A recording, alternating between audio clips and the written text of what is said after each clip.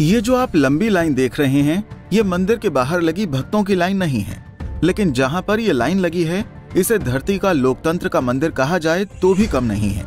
जी हाँ, ये है जबलपुर का कलेक्टर कार्यालय, जहाँ पर अपनी समस्याओं को लेकर ये लोग सुबह से यहाँ पर डटे हुए हैं और इनकी समस्या का हल निकालने के लिए लोकतंत्र के मंदिर के लोक सेवक Jabalpur collector doctor Ilaiya Raja T इनके दुखों को दूर करने में जुटे हुए हैं।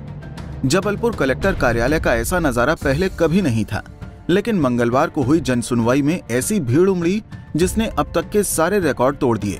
सुबह 11 बजे से लेकर शाम को 4 बजे तक Jabalpur collector doctor Ilaiya Raja T लगातार लोगों की समस्याओं को सुनते रहे और साथ ही वो त्वरित निराकरण भी करते रहे और जहां पर कमी देखी अधिकारियों को फटकार भी लगाते रहे।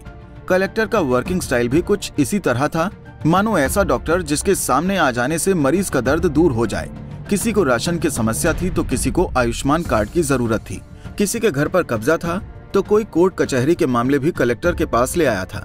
यानी कि हर तरह की समस्या कलेक्टर के सामने थी और कलेक्टर भी बड़े ही संवेदनशीलता के साथ एक एक व्यक्ति की बात सुन रहे थे। तत्काल ही अधिकारियों को फोन लगा रहे थे।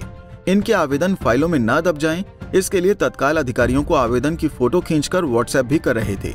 शायद यही वो अंदाज है जिसके लोग भी कायल थे। शायद कलेक्टर इलैया राजा टी की कार्यशैली की चर्चा ही कुछ इस तरह से थी कि जन सुनवाई में लोगों की भीड़ उमड़ी। इनकी जन सुनवाई के स्टाइल को हमने भी बैठकर बाकायदा देखा और समझा भी। साहब का अंदाज बिल्कुल भी साहब जैसा नहीं था।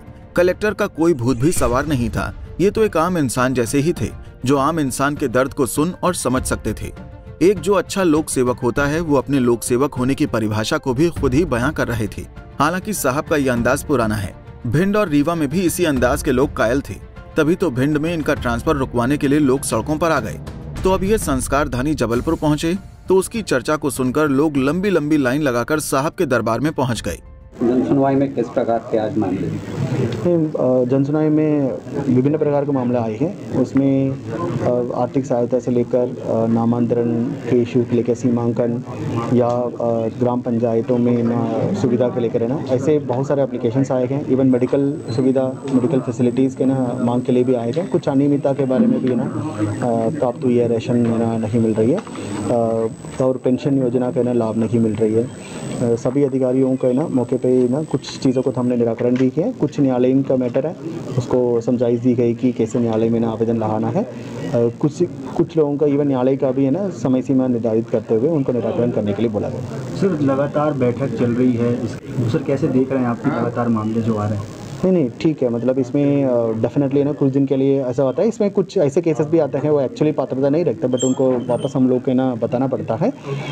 इसमें डेफिनेटली हम लोग जनसुनवाई का स्टेटस का और इम्प्रूव करेंगे और तहसील और सब डिविजनल लेवल जनसुनवाई है, जनपद पंचायतें हैं, सो लोगों को इतना दूर भी ना आना पड़े। वहाँ की ना जनसुनवाई और ना स्ट्रेंथन करने की जरूरत है, उसको भी ऊपर फोकस करें। काफ़ी लंबे समय बाद सर देखते आ रहा है कि इतनी लंबी भीड़ लग रही है जो आज तक कलेक्ट्रेट में इतनी भीड़ नहीं आ रही। कुछ आपका काम का प्रोग्रेस देख करके लोग यहाँ पर इतने उम्मीद लगा करके आ रहे हैं, तो उसमें आप क्या बोलते हैं?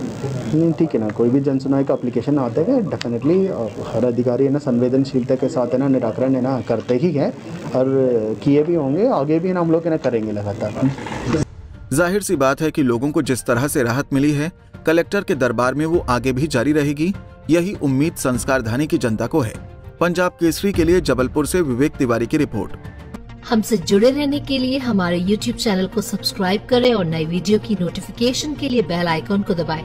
अगर आप ये वीडियो Facebook पर देख रहे हैं तो लाइक जरूर करें और ज्यादा से ज्यादा शेयर करें। धन्यवाद।